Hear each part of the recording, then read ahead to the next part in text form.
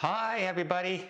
Well, let's talk about a couple who went on the Allure of the Seas.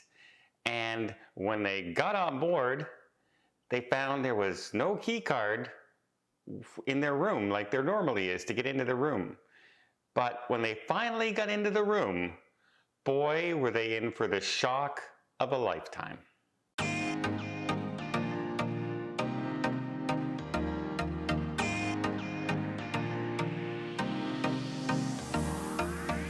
Okay, I'm going to break it down for you here. We have a couple who's going on the Allure of the Seas.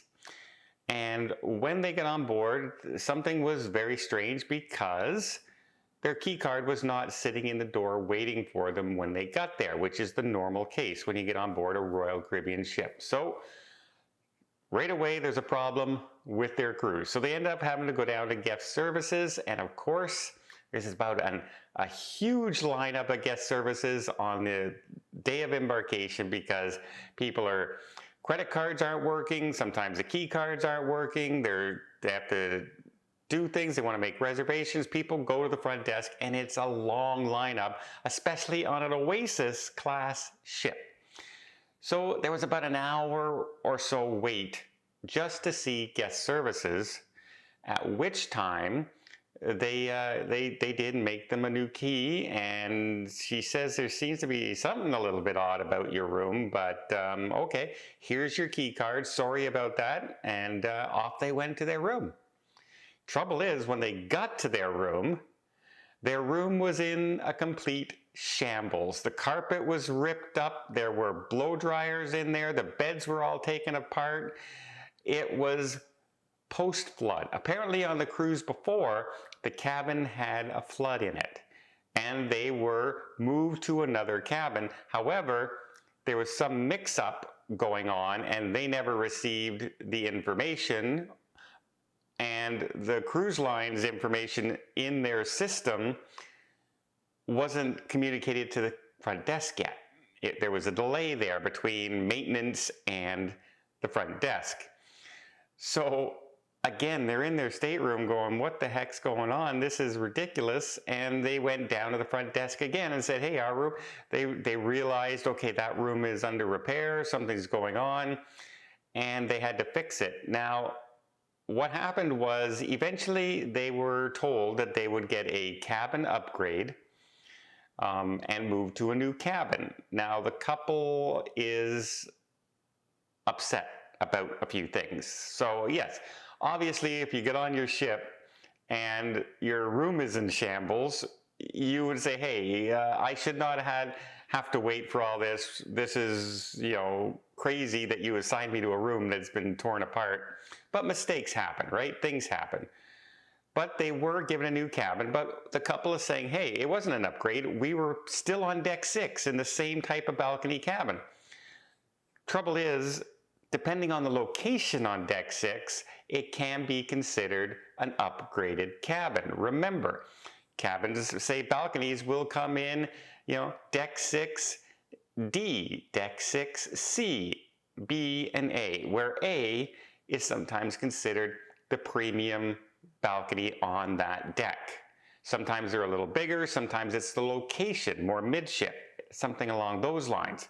Well, they could have been upgraded and not realized they were upgraded. But all this took about 3 hours for them to get a new stateroom and move it in. So now we're talking about a total of about 4 hours delay starting your cruise. Inconvenient, pain in the butt.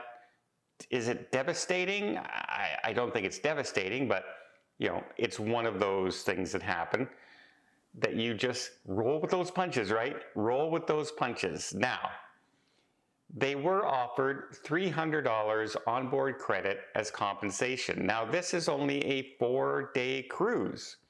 So $75 a day, basically, is not too bad of a compensation for a 4-hour delay. Basically, a $75 for those 4 hours. And yeah, they're still not happy with that. So here was the response from the cruise line. Thanks for your patience. The ship has advised that you were moved to a different room since the original room had a flood, and you had gone to the incorrect room.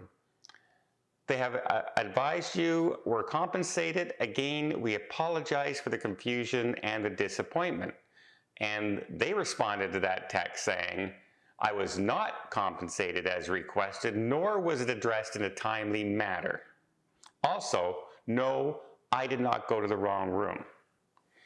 Now, when the cruise line says you went to the wrong room, it's just saying that you went to the wrong room that was assigned to you, not that you chose to go to the wrong room. The wording maybe could have been worded differently. It could have said, and unfortunately we sent you to the wrong room. This could have been communicated just a little better in that text message for sure. But they were compensated $300, but that's not what they requested. They requested a full refund for the cruise and that they could just disembark the ship and go home. Now, that's not a cruise line's policy for somebody who's already checked in, who's already gone through customs, who's already gotten on the ship. That becomes a problem for a lot of reasons like security and things like that.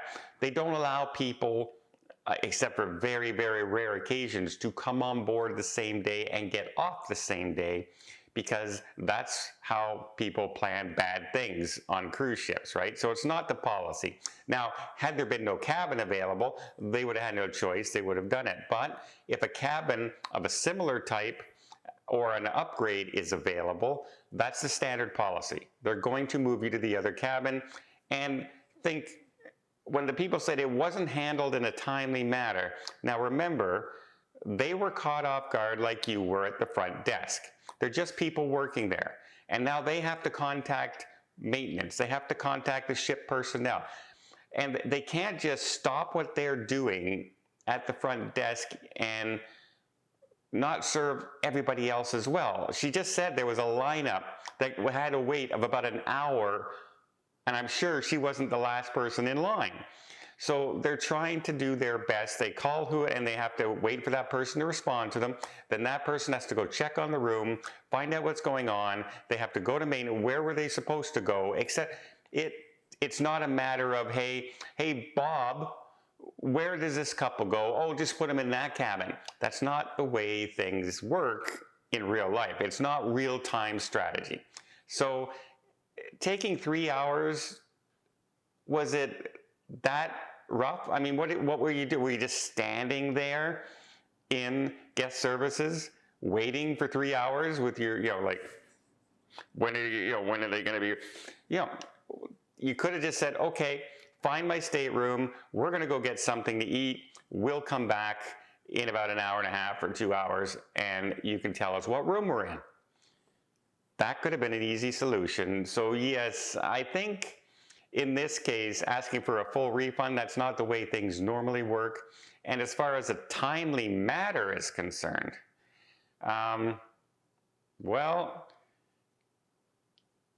3 hours to solve a destroyed cabin situation, plus you got compensated money for the inconvenience for waiting 3 hours. I think personally, that's a very fair compensation. I'm not sure what else can be done in this situation. And I know people think everything should run perfectly all the time, but things don't. Things are gonna go wrong, folks. People, it's human nature that things can go wrong. It's mechanical issues that things can go wrong. There's something can go wrong at any given time. So yes, I think we always have to pack our patience when we go on a cruise.